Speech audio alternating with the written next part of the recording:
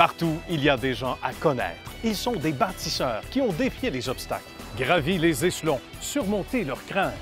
Ils ont de l'intuition, du courage, un sens de l'équilibre, une équipe bien rodée. Et chacun d'eux a son histoire de succès. Bon vendredi matin à tous. Bienvenue, chers amis, à Histoire de succès. J'espère que vous êtes de bonne humeur. Sinon, ça va vous rendre de bonne humeur. Tout ce bon monde autour de la table est là pour vous présenter leur histoire de succès. On commence avec Nicolas Bonnet qui est là de Solutions LC. Bonjour, Nicolas. Ça va bien? Bonjour. Oui, ça va bien. Très bien. Merci d'accepter l'invitation. C'est la première fois qu'il y a 3 Nicolas autour de la table. Ou Nick. Ça dépend, Nick et tout le monde surtout. Nick Fafard. Bonjour, Nick. Comment ça va? Bonjour. Très beau prénom. Merci d'accepter l'invitation. De Construction Tétro Fafard, également, dont on va parler dans quelques minutes à peine. Et salutations aux deux frérots de chez Loutech, location GM, du côté de ce magnifique coin de Mirabel qu'on adore spécifiquement, sur parti pris, évidemment. Salutations à Alexandre et Jean-François. Comment ça va? Ça va bien, vous? Ça va bien, merci. Merci d'accepter l'invitation. Ça n'a pas été trop long. Vous êtes venu à vélo ce matin? Oui, à peu près. Jusqu'au Barbies de Blainville, où on se trouve. Salutations d'ailleurs à Costa et à la belle équipe. Merci de nous recevoir une fois de plus pour cette autre présentation d'Histoire de succès. On se tourne du côté de Nicolas Bonnet, qu'on est allé visiter, évidemment, au cours des derniers jours, et on vous propose ce reportage. Avec Nicolas Bonnet qui nous reçoit dans le bel univers de son entreprise. Bonjour, Nicolas. Bonjour, bonjour. Comment tout ça a commencé? Ça va nous amener à la période que l'on vit en ce moment. En fait, j'ai gradué en 90. Oui. Et puis, j'ai travaillé pendant à peu près 10 ans dans l'intégration de systèmes. Alors, je travaillais pour des entreprises diverses. J'ai commencé dans les énergies renouvelables, là, tout ce qui est les panneaux solaires, les chargeurs à batterie, tous les énergies continues. J'ai travaillé pendant 2 ans et demi là-dedans. Après, j'ai quitté l'entreprise, j'ai été travailler pour une entreprise dans laquelle ils faisaient des panneaux de contrôle. Et puis, alors, ils avaient comme...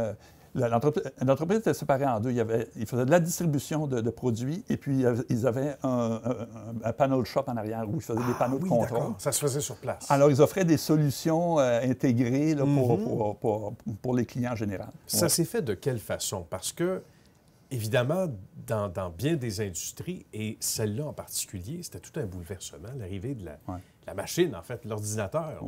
Ça s'est fait...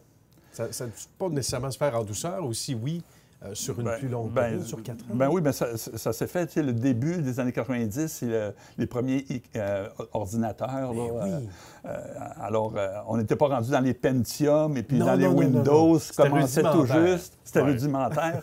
Alors, c'était vraiment le début de la phase, là, si on peut dire, d'ordinateur et puis d'automatisation existait déjà un peu, mais c'est vraiment dans les fin 80-90 qu'on a commencé vraiment à automatiser l'industrie et tout ça. Là. Bien. Alors, on est encore là-dedans aujourd'hui. Oui, bien justement, on est encore là-dedans. Et là, on parle de plus de 20 ans de différence. Quelle a été la suite, Nicolas? Et Nicolas qui est devenu entrepreneur aussi, éventuellement. J'ai fait de la technique là, pendant 10 ans. C'était important pour moi, en tant qu'ingénieur, en sortant de l'école, de faire de la technique. Je n'étais pas prêt à faire de la vente ou des trucs. Il fallait que je retouche les manches et que je fasse des réalisations techniques. Sur le terrain? Sur le terrain, faire des panneaux, installer dans l'industrie, mettre en marche des machines et tout ça. Alors, j'ai fait ça pendant 10 ans. Bien. Pendant ces 10 ans-là, j'ai toujours eu une fibre un petit peu... j'ai toujours caressé l'idée de me partir en affaires à un moment donné. Et puis, il manquait une corde à mon arc pour que je puisse y arriver. C'est l'aspect vente. Alors, j'avais pas de... J'avais jamais touché à la vente. Je ne sais pas c'est quoi la vente. C'est le nerf de la guerre. C'est dans n'importe quel domaine. C'est le nerf de la guerre. Alors, j'ai accumulé toute la technique que j'avais besoin pendant 10 ans.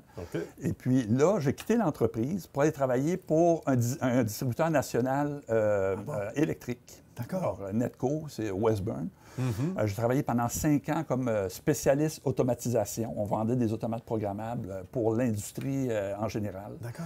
Et puis, ça m'a permis de ramasser justement ma clientèle.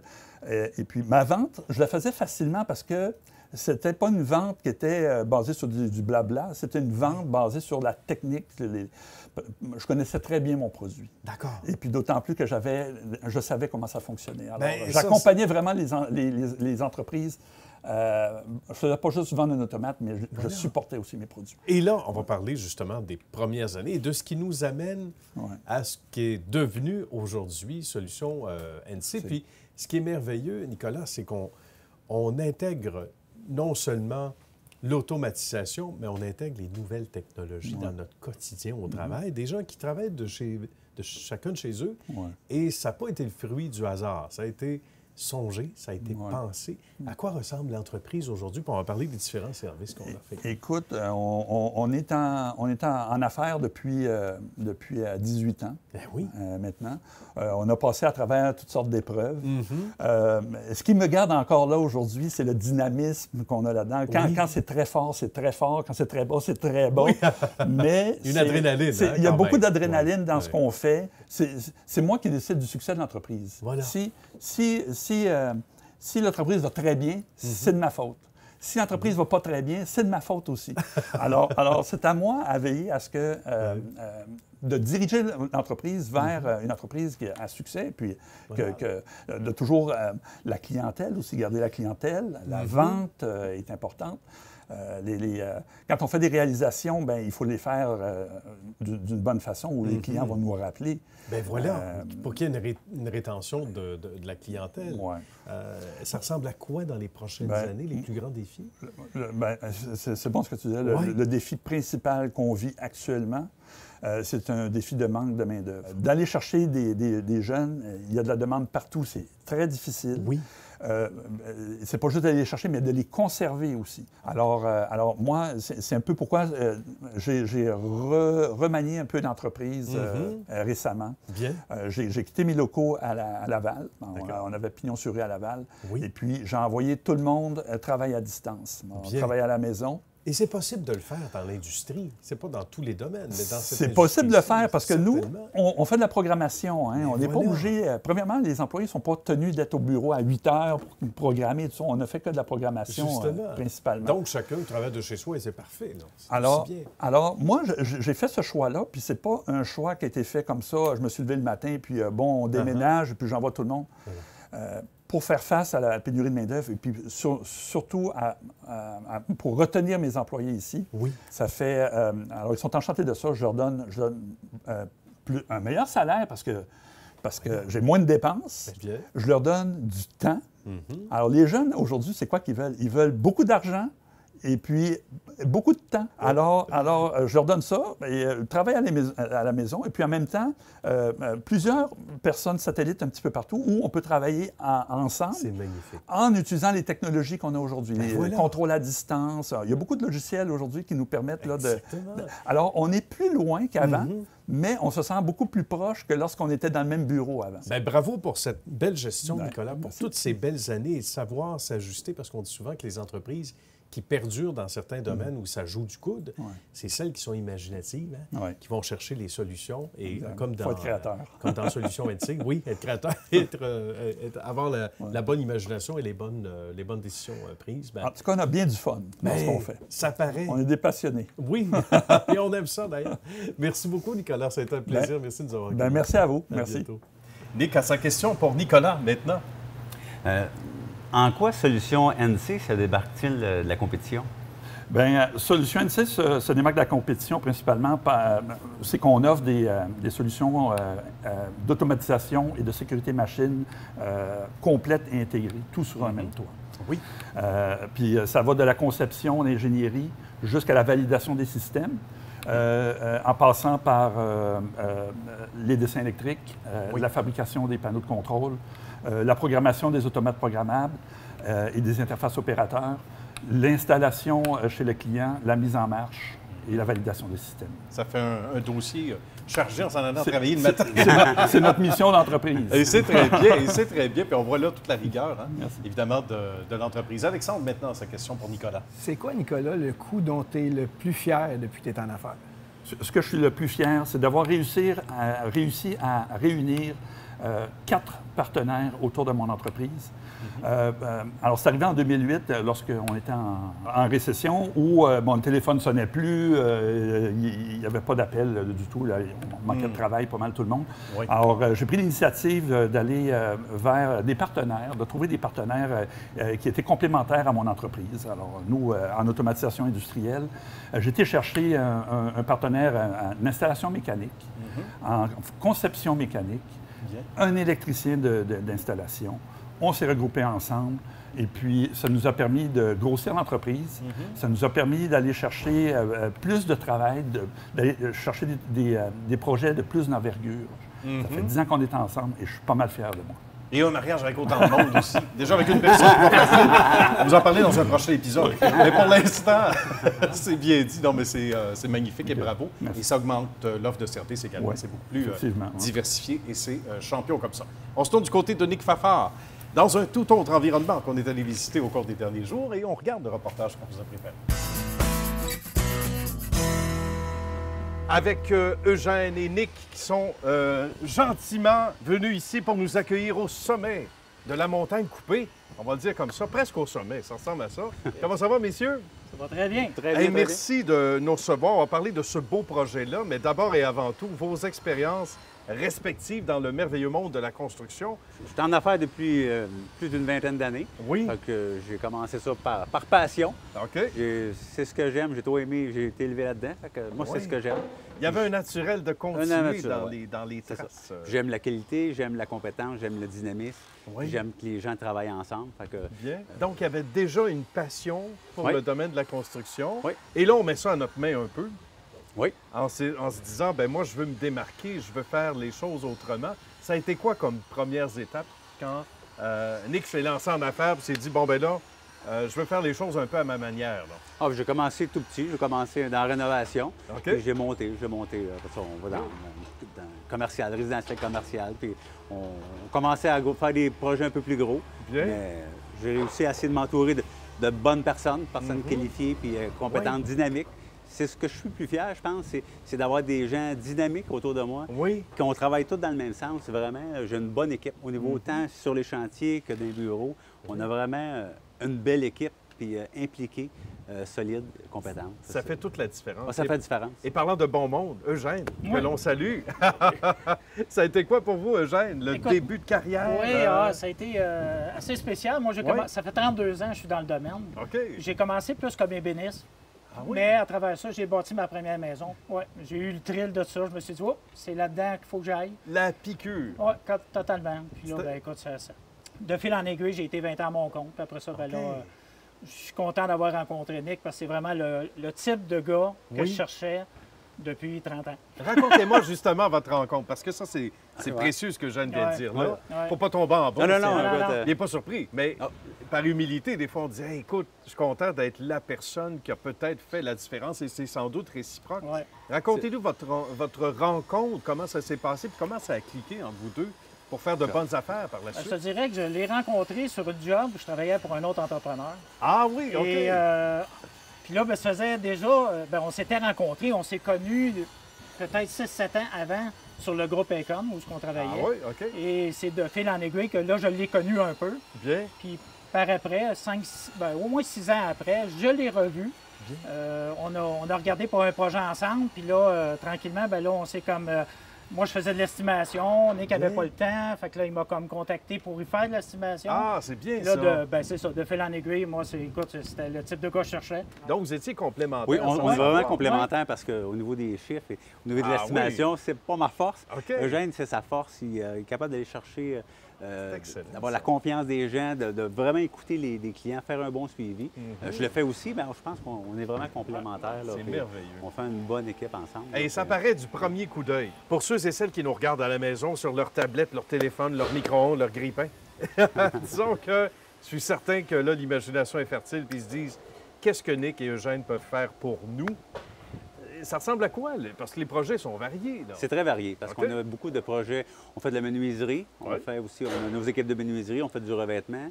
Oui. On fait aussi, on a une équipe de monteurs, structure d'acier. Fait qu'on est quand même varié. C'est très rare. diversifié. C'est très diversifié. Oui. On a notre équipe d'estimation, on est capable de faire un bon suivi, notre personnel de bureau. OK. Fait que vraiment, là, on a une belle équipe, dynamique, Ben oui. avec des compétences variées. Puis c'est vraiment varié comme compétence, puis on Oui. va chercher ce qu'on a besoin. Si on n'est pas sûr, ben, on va à l'information, puis on creuse. Puis On va aux donne nouvelles, puis on va chercher les bonnes personnes. Puis Les bonnes personnes. Votre réseau est très fiable, m'a-t-on dit. Donc, évidemment, s'il y a un défi, pas nécessairement un problème, on va appeler ça un défi. Vous savez qui va répondre à C'est ça, ce c'est ça. défi-là. On réagit rapidement. Oui, c'est intéressant. Et ça, Ouais. c'est les années, c'est l'expérience, comme Voilà, disait l'autre. c'est ça. Mais les bonnes personnes, ce dont on jasait. L'expérience, la volonté, La puis volonté, le tout désir d'aller de l'avant. Bien. Donc, on comprend que les gens qui se posent la question, est-ce qu'on peut prendre un projet puis l'amener de A à Z? Oui. Oui. Oui, Ah Tout à fait. c'est Donc, rendu notre force. Zéro C'est- à la réalisation, un peu comme Ouais. on se trouve ici. Ouais. Ouais. Là, les gens regardent les images, les amis Eugène et Nick, et se disent « Mais c'est donc bien beau, on peut-tu louer ça? » Le temps d'un week-end ou d'un après-midi. Mais c'est assez extraordinaire. On va parler du projet ici d'abord. Ouais. Où on se trouve en ce moment? Qu'est-ce qu'on y a On se fait trouve depuis le début? sur la montagne coupée de Saint-Jean-de-Mata, Oui. qui est un projet qui, au départ, était juste une auberge. OK. Et ils ont voulu comme prendre l'expansion, aller chercher un nouveau marché pour eux autres. Oui. Donc, ils nous ont approchés pour... ils nous ont approchés. On est approchés avec un de nos partenaires qui, lui, a parti le projet OK. pour monter un pavillon de réception. Donc, OK. ils peuvent avoir des mariages, tout ça. Wow. Et après ça, ils ont installé 2 chalets justement pour pouvoir compléter les gens, ce qui veut dire que quand ils partent de leur chalet, ils peuvent aller faire leur réception, ils reviennent. Ils reviennent au Ils chalet. reviennent au chalet. C'est trop beau, on retourne pas à la Ouais, maison. ouais. Puis là, ils ont une vue incroyable. Ça, Ah, vraiment, ben là. c'est extraordinaire. On ne sait pas à combien de pieds vous devez avoir ça dans les 300 détails. pieds. 300 pieds. pieds. Juste ça. Ouais. C'est bon. c'est une bonne randonnée C'est déjà en une belle, partant. ouais. Mais c'est un lieu féerique. Et Ouais. ça s'ajoute à un CV que vous aviez déjà individuellement, mais surtout en commun. À quoi ressemblent les clients en général? C'est du cas par cas, vos clients, parce que, évidemment, il n'y a pas 2 projets qui sont identiques. Ça ressemble à quoi, de façon générale? Parce que vous avez de belles références. Oui. Les gens aiment Oui. ce que vous faites, les C'est amis. Donc, c'est de référence en référence. Bien Oui, souvent, c'est des beaucoup. clients qui reviennent, on fait un projet, puis Ah le oui. prochain projet nous rappelle. Tout à Des fait. clients très ouverts. Ah oui, Vraiment, hein? là, ouais. Ils nous ont fait confiance au départ. Puis je pense qu'aujourd'hui, on pourrait leur poser la question. Ils seraient très Sans heureux. doute Ah, ouais. très, très heureux. Oui, oui. Ben, Nick et Eugène, ça a été un plaisir. Merci de nous Merci. avoir fait Ben, merci. vivre le sommet. On aime ça comme ça. Bravo de votre dynamisme. Salutations à l'ensemble des gens de votre belle équipe. Continuez cet excellent travail. Au Merci. plaisir de vous revoir et de vous accueillir Ben à oui. nouveau. Histoire de succès. Merci. Merci. Merci. Maintenant, c'est Jean-François qui pose sa question à Nick. Oui. Qu'est-ce qui différencie ton entreprise? Dans mon entreprise, ce qu'on mise beaucoup, on mise sur répondre aux besoins des clients. Puis ensuite de ça, on a l'équipe l'équipe compétente, dynamique, pour vraiment répondre aux besoins. On est quand même variés. On fait beaucoup de commercial, on fait des travaux en général, on fait des travaux de sous-traitance. Fait qu'on a une équipe très variée, qu'on est capable de répondre aux besoins. Des vrais, hein, quand on fait affaire avec les pros, c'est ça. Nicolas aussi, connaissant ça comme pro, une autre OK. question pour Nicolas. Oui. Qu'est-ce qui t'a amené à être entrepreneur en construction? Ben moi, j'ai toujours été là-dedans. Du coup, j'avais pas 10 ans, puis j'étais à sa construction. Fait que je travaillais avec mon père à l'époque. J'ai été élevé là-dedans, fait que j'ai aimé ça. Fait que j'ai appris. Et ensuite de ça, ben j'avais besoin d'innovation, de développer. À chaque fois qu'il y avait un procédé, une façon de faire, j'aimais toujours trouver des façons meilleures, plus rapides, plus efficaces, à moindre coût. Fait que en étant un entrepreneur, ben, je peux permettre de faire à ma façon, comme je veux, puis c'est ce que j'aime de ça. Et Alexandre et Jean-François ont réagi quand Nick a dit la cour était pas assez grande parce qu'ils ont vécu le même problème. Qu'est-ce qu'ils ont fait? Ils ont agrandi, ils ont changé de lieu. On va justement en apprendre davantage en visitant leur site physiquement et en les écoutant parler. Vous allez voir, c'est fort intéressant. On est allé les rencontrer au cours des derniers jours.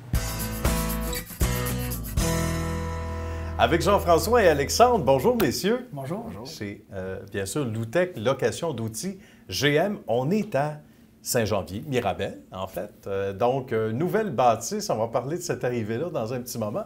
Mais là, on va reculer quand même de quelques années. Je ne connais-vous pas pour répondre, mais comment tout ça a commencé ici, dans ce beau secteur des Basses-Laurentides? Ça a commencé ça à Sainte-Agathe. OK. Premièrement, c'est un monsieur que je connaissais depuis des années, qui m'a laissé ma chance. Oui. J'ai travaillé pour lui pendant 3 ans. OK. Dès le départ, il m'avait dit que si je faisais une bonne job, ben, au bout de 3-4 années, il était pour me financer puis me laisser aller avec cette belle compagnie. Oui, c'est intéressant, ça. C'est pas donné à tout le monde d'avoir cette chance-là parce que moi, j'ai cru entendre, ou je m'attendais à entendre, si ça va bien, je te garde. Mais c'est plus que ça, là. Ça va bien, je te le vends. Oui, c'est ça, je te le vends, je te finance en plus, c'est pas rien. On va parler donc de... Là, on remonte à quelle année à ce moment-là? J'ai commencé à travailler pour le monsieur, là, c'était en 2005. OK. Quand devenu propriétaire en 2007. Bravo, en si peu de temps.